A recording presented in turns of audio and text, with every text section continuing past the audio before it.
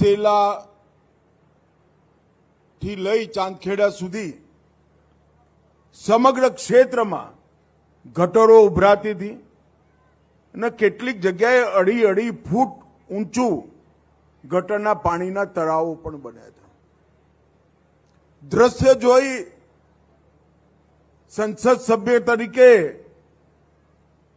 કમકમી આવી જાય એવા દ્રશ્ય હતા. પરંતુ હું ખરેખર હૃદયપૂર્વક અભિનંદન આપવા માંગુ છું.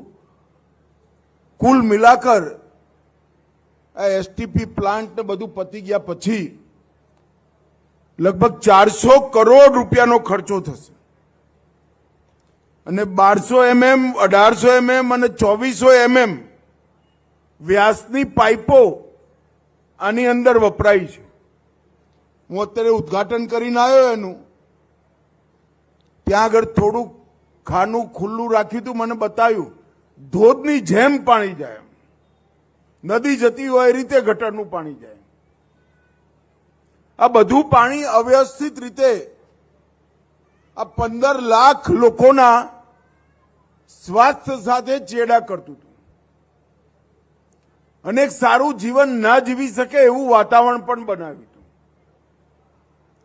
પરંતુ નરેન્દ્રભાઈ મોદી સાહેબે ચાલુ કરેલી અમૃત યોજના, ભૂપેન્દ્રભાઈ પટેલ મુખ્યમંત્રીજીએ ચાલુ કરેલી શહેરી વિકાસની યોજનાઓ, અમદાવાદ મ્યુનિસિપલ કોર્પોરેશનનું ઓન પોતાનું ફંડ